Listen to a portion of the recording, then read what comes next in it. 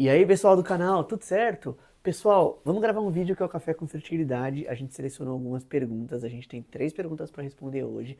Tem uma pergunta super legal que eu nunca pensei na vida, mas a gente foi atrás de um trabalho científico para falar quantas FIVs a pessoa precisa fazer na vida, pode fazer na vida. Então, os assuntos de hoje são super legais. Pessoal, se inscreve no canal. Esse é o nosso vídeo que sai todo sábado. A gente está no episódio 170, alguma coisa assim, não sei exatamente o número, mas a gente está indo super bem. Então, bora, puxa a vinheta.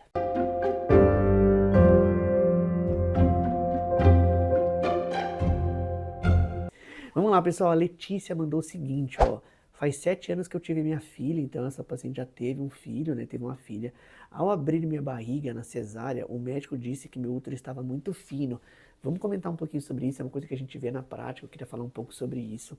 E aí ela pôs o seguinte, segundo ele, desta vez você escapou, mas na próxima você não escapa não. Ou seja, os médicos têm algumas frases que eles falam que talvez seja até para deixar a paciente com medo, sabendo que existem alguns riscos inerentes a novos procedimentos. Então, o médico algumas vezes fala algumas frases ali até pensando no bem da paciente, tem que tomar um pouco de cuidado para as pessoas interpretarem essas frases corretamente, né? Mas o que você, doutor, com sua experiência, pode informar? Vamos lá, pessoal. A cesariana, ela é feita numa região no útero chamada de segmento inferior, é bem ali entre o fundo do útero e o colo do útero, bem nessa região. E as pessoas que têm mais de uma cesárea, nesse caso eu não sei se ela tem mais de uma cesárea, que ela falou que o último foi 7 anos atrás, às vezes a gente olha esse segmento inferior e ele está muito fininho. E, inclusive, dá pra gente ver o bebê dentro da barriga, às vezes, que é feito só pela membrana ali.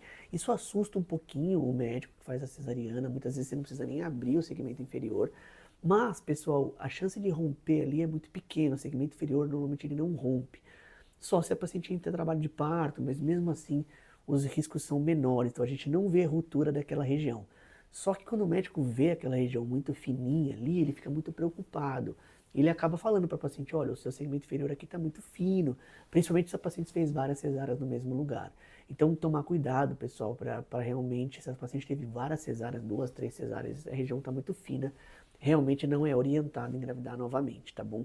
Porque isso realmente pode, a paciente pode ter complicação, pode romper, e assim, rupturas de útero são muito graves ali para a gestação e para o bebê, tá bom? Então vamos lá, pessoal, a segunda pergunta de hoje é da Dan Santos. Ela perguntou o seguinte, uma mulher que teve um aborto ontem, de 2 semanas e 3 a 3 semanas, de 2 a 3 semanas, ou seja, quero comentar um pouquinho sobre isso, mas a paciente perdeu uma gestação muito no início e hoje terá uma relação. Será que ela é engravida? Pessoal, duas coisas importantes na pergunta. Primeiro que assim, tecnicamente não dá para ter uma gestação de 2 semanas. Por que eu digo isso? Porque todos os cálculos de obstetrícia são feitos pela última menstruação. E 2 semanas depois da última menstruação é a ovulação, a paciente nem estaria grávida de 2 semanas. Então, quando a paciente está grávida, ela está no mínimo com 3 semanas e 4 dias, que seria o início do beta-HCG ali, que você poderia descobrir se ela está grávida ou não. Toda a gestação ela começa basicamente com 4 semanas para frente, porque a paciente vai ter o primeiro atraso menstrual, vai fazer exame de gravidez, vai estar grávida, e ela está no mínimo grávida de 4 semanas. Então, essa informação tecnicamente não é correta, né? Que ela está grávida de 2 a 3 semanas. Não existem gestações nessa idade, ou seja, ela está grávida bem no comecinho ali, perdeu bem no comecinho. A segunda coisa é ter a relação depois de abortamento. Então, a pessoa teve um abortamento, está sangrando, a gente não orienta a ter relação nessa fase, principalmente pelos riscos de infecção e pelos riscos de algumas outras coisas. Então, eu vejo 2 problemas aqui. Primeiro, o tempo de gestação e ter relação pós-abortamento no dia seguinte, né? E o último problema dessa pergunta é a paciente, e aí respondendo a pergunta de fato, ela não vai engravidar, porque na verdade no dia seguinte de um abortamento ela nem conseguiu ovular ainda, não conseguiu produzir endométrio. Então respondendo a pergunta não engravida, mas também as pacientes não deveriam namorar nessa fase e ela também não perderia muito no precoce ali, perderia um pouco mais pra frente. Beleza? Terceira pergunta de hoje é a seguinte, quantas FIVs uma mulher pode fazer na vida? Pessoal, essa é uma pergunta muito legal por vários motivos, assim, é claro que da forma como você quer responder, você pode trazer mais informações ou menos informações. Mas a primeira informação importante é que toda vez que alguém faz uma fertilização, que você retira os óvulos da paciente, a paciente faz o tratamento naquele mês, a paciente ia perder todos aqueles folículos, a paciente, ela ia basicamente usar todos aqueles folículos naquele mês. E basicamente a paciente não teria aumento da perda folicular. Os pacientes perguntam isso. Luiz, eu vou tirar 10, 15 óvulos, eu vou perder 10, 15 meses da minha vida? Não, pessoal, ela ia perder aqueles folículos aquele mês. E ela continua usando aqueles folículos para frente. Então, tecnicamente, não tem limite superior.